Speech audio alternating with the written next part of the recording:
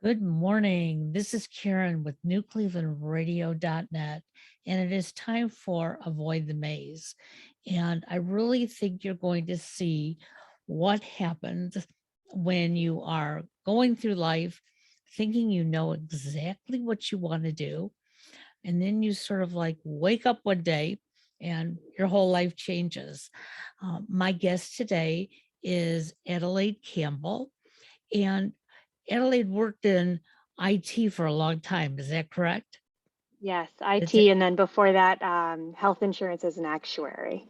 So, many years basically in corporate America, um, working long hours, being very devoted to, her knowledge. And then along comes the pandemic. And probably like many of us, we said, now what? If we were already working from home, it probably didn't affect us in the same way. But for those of you who were going to an office every day or to a certain location, I'm sure you wondered, like, am I going to have a job when this is all over? But Adelaide, you just like made this jump um, and you went into spirits. And I'm not talking about ghosts and things like that. Um, but what made you decide to develop something that appears to be totally the opposite of where you were coming from? Yes, I think, like you said, the pandemic gave everybody an opportunity simultaneously to take a pause. And I think a lot of people in the last 2 years have had the opportunity to reevaluate and really take a critical look at what they want out of life. And before the pandemic, I was very much on the straight and narrow career path. I came out of school, got into the actuarial profession, which is, for anybody who doesn't know, it's heavy on math and finance. They work in insurance companies, and they tend to be very, very left to right people who have a set career path.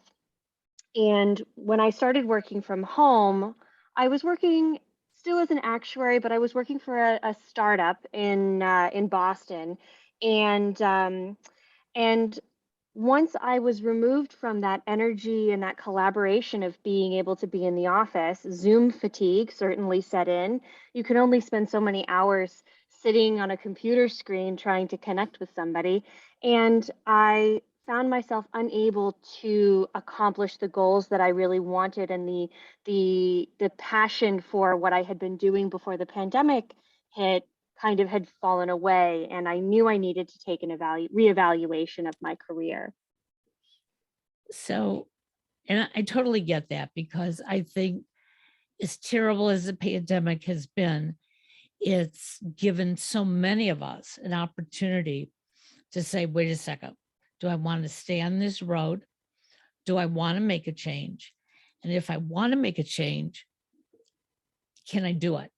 Um, and I've been hearing that a lot in our podcast, but typically most people are finding a way to say, you know what, I've been on the straight and narrow for so long. I don't want that anymore. Or if I'm going to do it, I'm going to do it for me, not for the corporate, you know, upper level. So we've been, we went into this pandemic about 2 years ago. So how long did it take you to decide that, hey, I'm going to walk away from what I'm doing and do a startup now? Well, it really started with, and I think everybody experienced this, where it was the physical change of moving from the routine of commuting and going into the office, and then now we're stuck at home. And I kind of took it a step further, and my husband and I decided to make a physical change and physically relocate ourselves from Boston to Miami, which is where we're based now.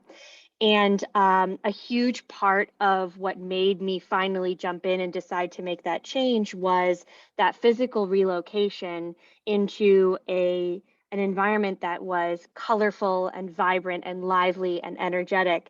And I hadn't been getting that a lot in my life in Boston.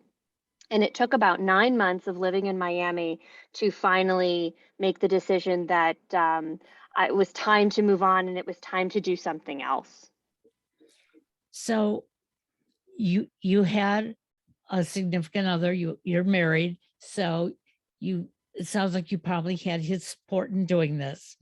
Not everybody either has that or doesn't have the full support of their spouse when they say, hey, I want to make a change. Um, when I went through a change 10 years ago, I too was very lucky that my husband said, okay, we'll just figure it out. As I walked out of my office the last time, I thought, I've been the breadwinner and I'm walking out of here because I need a change. And it's been the best decision I ever made. But it's not for everybody to do it that way, and especially if they don't have support. So when you moved to Florida, was the idea initially that you were going to keep doing the actuarial job and things like that from your new location? Absolutely. And in fact, we had been contemplating a move to Miami for a very long time at that point. It was just that so he is also an entrepreneur, which kind of gives you a little bit of insight to why he's been able to be so supportive of my transition to entrepreneurship. Um, but really we were able to take advantage of the flexibility that the pandemic offered us, make that move, and it was really the spark that was able to help us move on and move beyond Boston. Before then, his company was based in Boston. It had been for 20 years, and being able to uproot that was going to be a challenge. The pandemic gave us the opportunity to all have everybody work from home. And then when we moved, we opened up another office, or he opened up another office down here. And so we were then able to offer it to the employees that were still up in Boston to say, come down and work in the office in Miami if you so choose. At the time, it was 100% still my intention to continue in the actuarial world. It's a very lucrative career. It's a very kind of established career where the climbing of the ladder is pretty well laid out. And where I had come from before then, that very much spoke to the kind of life that I wanted. And then once we moved down here, it really became an eye-opening experience of, well, there's more than just climbing the corporate ladder and wanting to get to the top. I, like you, was not the primary breadwinner, but very used to earning my own money, paying for all of my things myself, and it's certainly been at times an uncomfortable personally transition for me. But luckily, my husband has been very supportive throughout the entire process. Well, and I know a lot of us, um, we get into a career because that's what we studied or that's what we thought we wanted to do long term. And we start to get dissatisfied, but we sometimes can't see beyond that path, what we can do. And maybe that would have continued for you if you would have stayed in Boston. And I understand just a little bit of relocation can sort of open up your eyes and say, hey, if I could move, I could then move things around in my head as well. And now's a good time. But for many people, it's like, I have to wait. I have to put X amount away. I have to make sure that, There's always a reason not to. yeah, exactly. Um, so what I find interesting though, and I have two friends who are actuaries and they're very straight and narrow, their thinking and everything that they do. Yes. And yet you launched, is it a wine? Is it wine that you developed? It's actually, and this is really probably going to be a new information for you and your listeners. So it's actually a craft spirit. So it's called cachaça. And what most Americans don't know is it's the third most popular spirit in the world, and it is manufactured and distilled in Brazil.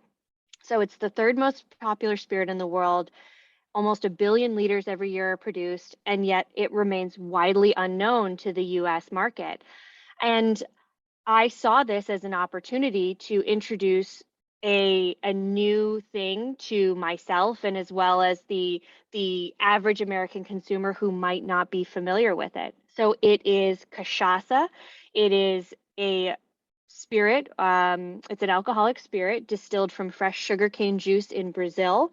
And then what we do is we import it in bulk into the US. We bottle it here locally in South Florida. And then the classic drink that it goes in, kind of the margarita to tequila, is the Caipirinha, which is a very classic cocktail. It's simply lime wedges muddled together with some sugar, ice, and cachaça. And it is a beautiful, perfect, refreshing summer drink. Wow. So now we have a new one on the menu. I love it. Absolutely. So how did you learn about it? When we moved down here, we were spending a lot of time at home still, and a friend of mine had brought over a bottle of cachaça because it was very popular with his family. And I guess I should start all of this by saying I'm not Brazilian, which is kind of the first question everybody asks because it is the national spirit of Brazil, and 99% of it stays within Brazil. I almost felt like it was underrepresented and underloved in the US because the cachaças that have made it to the US have usually been marketed towards the Brazilians that are here and not really made to be approachable to the average US consumer.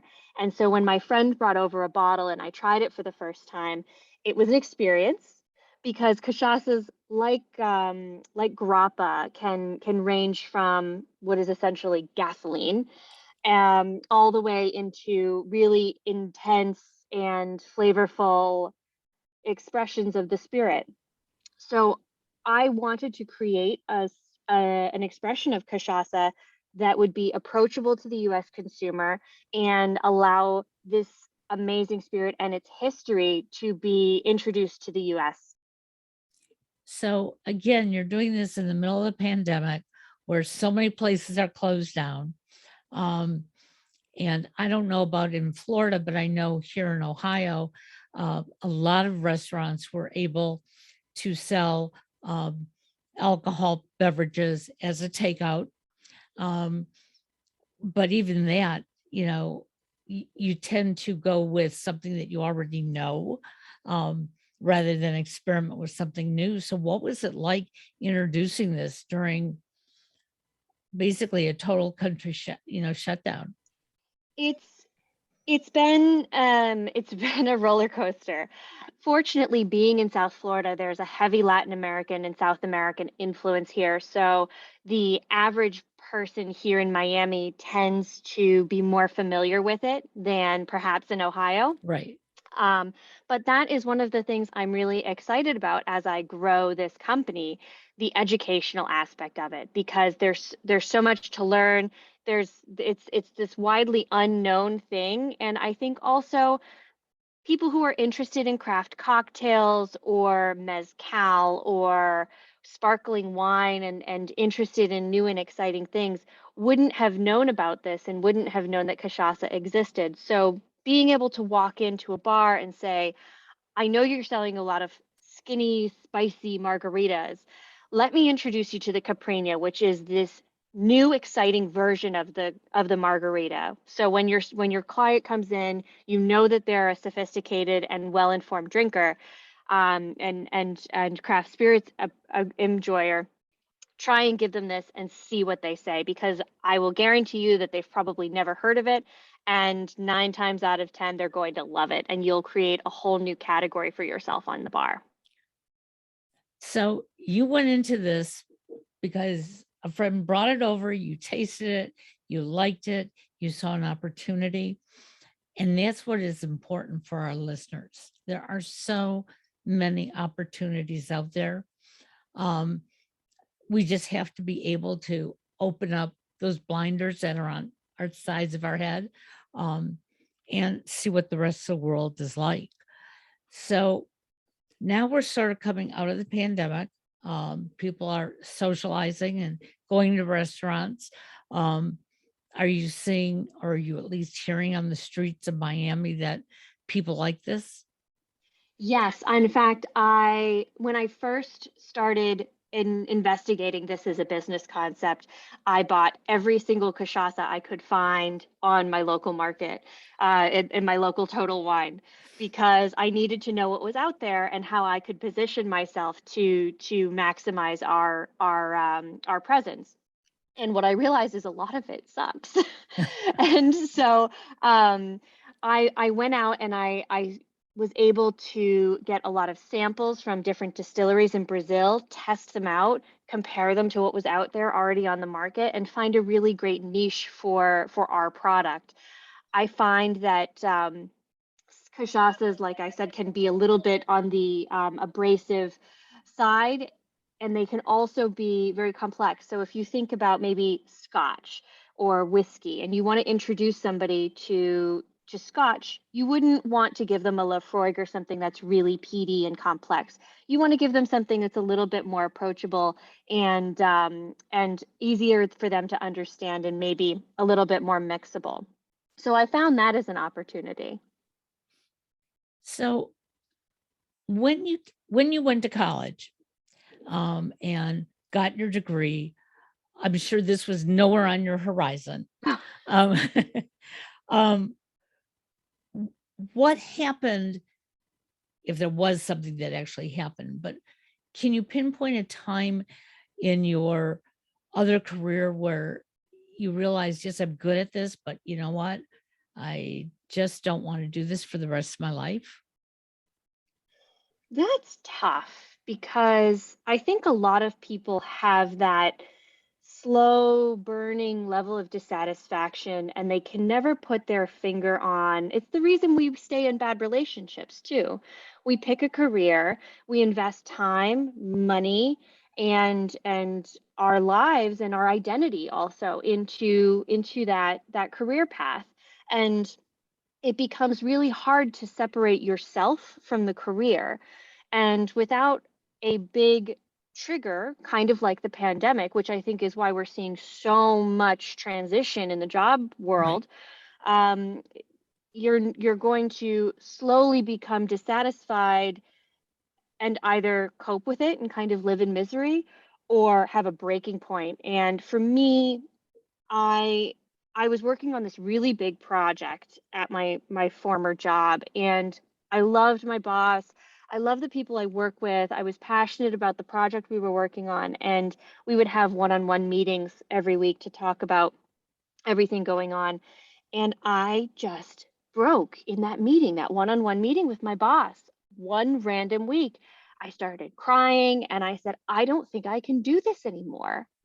And it was I didn't even I certainly he wasn't expecting me to quit and I wasn't expecting to quit, and it was just that I couldn't point to one thing other than I had reached my breaking point. And I'm glad from that point on that we had moved on, but I knew that I was so profoundly dissatisfied with where I was in my life, and I was putting a lot of energy into this project. If I took the energy that I was devoting to my job at that time and I took a third of it into finding another job or another career where things were opening up down here in Miami, maybe I could find another company where I could go to the office and find that connection. A third of it into a passion project, finding something else that I was interested in, and a third of it supporting my husband in his job because there's always stuff that needs to be done. Um, I would in 6 months have come to another a better place than continuing to slog along with this. So that is a long-winded way of saying that that I just found a breaking point and realized that I needed to make a change. And that's not uncommon. Most of us wait until we hit the wall. Um, as I've been listening to your story, I loved my job in corporate America, but I didn't like the culture I was working in. And I went every single day convincing myself, you love what you do, block everything else out. And I couldn't. It was that's what got to me. And in the last couple of years, talking to coaches, talking to individuals like yourself who have made changes, I really feel that it's pivotal for all of us to take stock in who we are. As far as we know, we only have this one life. And if this is the only life we have, going to work every day and either being on the verge of tears or crying because something is missing, um, that's not good for us, and it's not good for the work environment either. And so sometimes it's okay to say, you know what? I'm going to take some time to find out what it is I want to do next. Um, it was difficult for me to walk away, for me to look at my husband and say, you're not going to have my paycheck anymore. And he looked at me and he goes, knowing you, you'll find another way to make a paycheck. That's And exactly what my husband said too. uh, and it's wonderful when you have that relationship. I know people who aren't in that relationship and right now are working miserable jobs. Okay. Um, and it's affecting every every aspect of their life. Again, I'm sure this wasn't real easy for you. You picked up, you moved, you're in a new city, it's the pandemic, you're juggling. Um, but if you really have a passion for it, and you brought up that word, passion, passion is what can drive us forward. Absolutely. And I think also you've really hit on it's the support system as well. And as you were talking, I kind of remembered another moment in my previous career. So I've made a couple of tiny transitions that led to me making this one massive transition a year ago. When I was working as my first job as an actuary, you would rotate through these different roles, and I was on one particular team where I would be checking somebody else's work and then we would be swapping tasks back and forth. And I remember complaining to my husband at the time, you know, I just sit there and I wait for my counterpart to get this done, and I'm so, I personally was slowing myself down to accommodate my teammates' slow way of doing work. And he kind of looked at me one day and said, "Why are you slowing yourself down for somebody else? You should be pushing as hard as you can, as fast as you can, and don't dumb yourself down for the people around you." And so it was that moment in that instant I made the switch and I kind of said, you know what? Absolutely. I'm just going to be a rock star at this. And I started pushing, and that was the first snowflake that led to the avalanche of me transitioning from that big time corporate role into a startup, and then from that startup into starting my own company. But it's really the support system and the people around you that help you make that transition feel safer. And I know that growing up, my mom in particular always pushed me towards the safe option, which is kind of how I ended up being an actuary. Right. But it's been my husband and my partner who has really allowed me to feel comfortable pushing myself into that entrepreneurial world, and I couldn't be more grateful. Well, I have to say, as a parent of two adult sons, I learned early on. I was pushed by my parents to do certain things, which I knew were not right for me. And I sort of broke the mold and said, sorry, I'm going to go this path and hopefully you'll still accept me as your daughter. Um, but as my sons were growing up, I never told them they couldn't do anything. It was like, if that's what you want to do, we'll be here to support you. Um, I don't have a lot of money that I can support every lifestyle that you want, but I want you to go for what is important to you. And my youngest, sports is his life. Um, and so it's been difficult, but you know what? He's learned. And I've learned as a parent as well and as an individual, if it's something you really want to do, you'll find a way. And I see great growth in him. And besides growth in him, I am more understanding of people around me.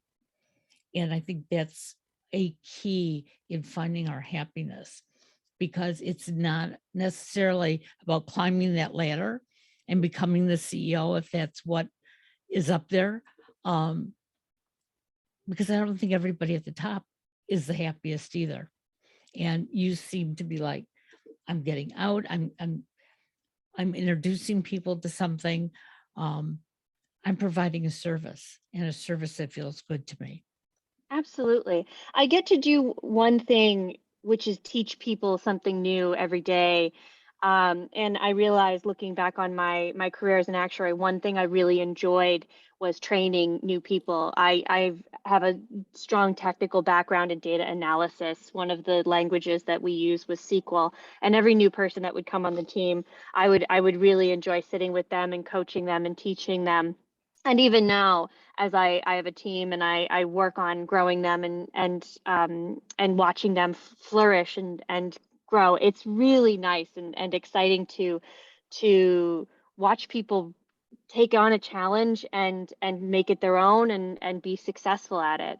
Actually, as I've moved through my career, I have very purposefully I wait until I'm settled in the next step before I tell my mom. So Good when I quit, idea. yeah, because also because I know that I don't want to put that self-doubt in my mind as I'm making the transition. So when I quit last year and created the LLC and got everything going, I waited probably 4 months before I told her. And then by then I said, here's a website, here's a product, here's what we're working on, this is what we're working towards. And it made her so excited and happy. She's the biggest evangelist for Cachaça in Boston. Well, and you know, sometimes we feel like we have to shout it from the rooftops in the beginning. And if that's your personality, hey, that's fine.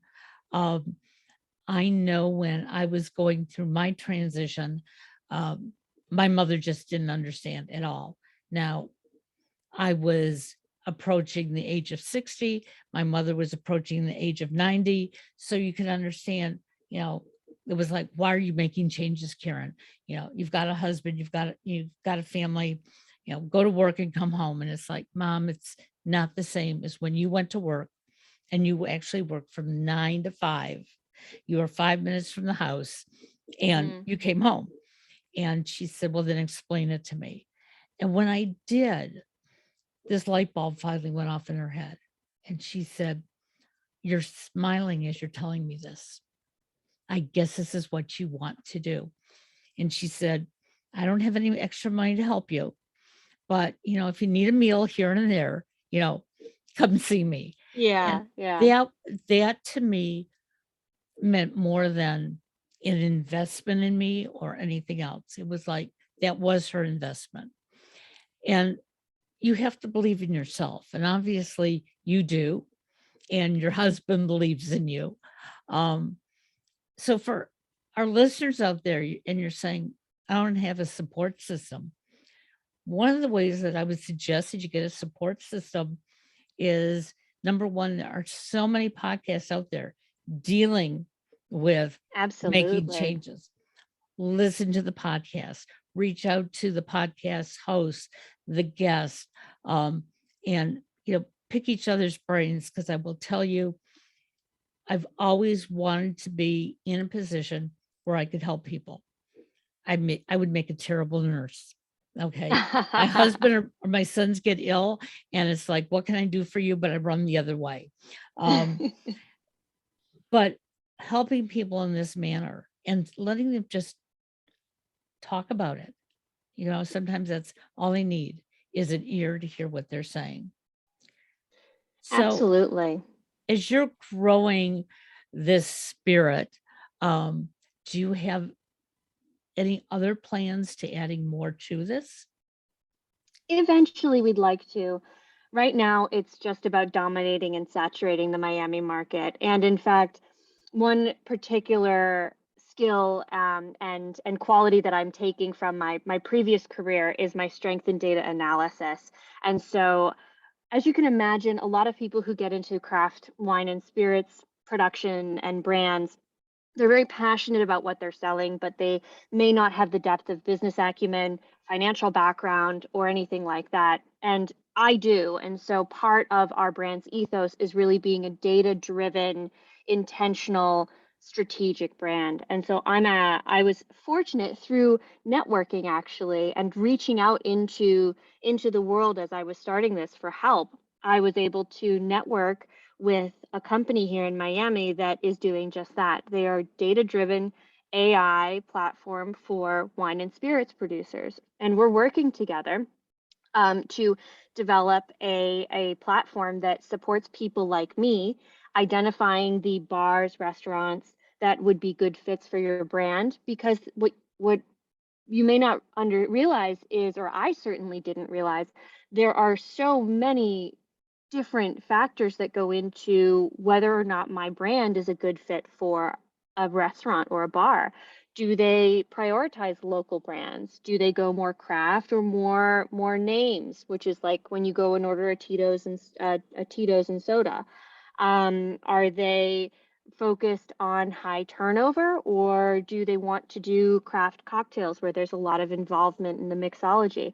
And being able to identify those accounts, get into them, and then provide them the support and the deep relationship will hopefully allow me and our brand to grow with more a more eye for the deliberate rather than the scatter. We're going to launch 6 different expressions and we're going to add flavors and all of this other stuff. Um, that's all on the roadmap, but I also want to be very careful because coming from the breadwinner side of things and Right. being financially minded, I want to make sure that the money I've invested in this doesn't go too much towards t-shirts. It goes towards building deep, strong relationships with the bars and the bar owners that I meet. And you brought up something really important that and it doesn't make any difference what business we're going into. Um, we can't assume that we can go door to door from restaurant to bar and all of them jump on our bandwagon because as you said, they based on their clientele, based on their staffing, based on where they want their business to go, will determine if this is a good fit. And I know for many who are in sales, they get very uptight. It's like, well, yeah, I went to all the bars down the street and, nobody wanted it. But yet I went to the bars down that street and they're more receptive. It's not about getting 100%. It's getting your foot in the door in the right places and growing it the proper way. And it took me a long time to understand that concept. It I was think yeah, that's where a lot of people get hung up is in the branding and the go to market. You have to very it's just as important to define what you're not targeting as what you are targeting. So we particularly aren't putting a huge priority on Brazilian restaurants and bars because we want to focus on bringing the US consumer in. And if I put too much effort into those Brazilian outlets, I won't achieve my goal of being the US preferred cachaça. I got it. So if our listeners wanted to contact you because now, um, they're thinking, boy, I certainly would love to try it. I'd like to know more about it. How can they reach you? We are on Facebook and Instagram at Cachaca Spirits, and that is spelled Kachaca Spirits. You can also find us online at cachacaspirits.com.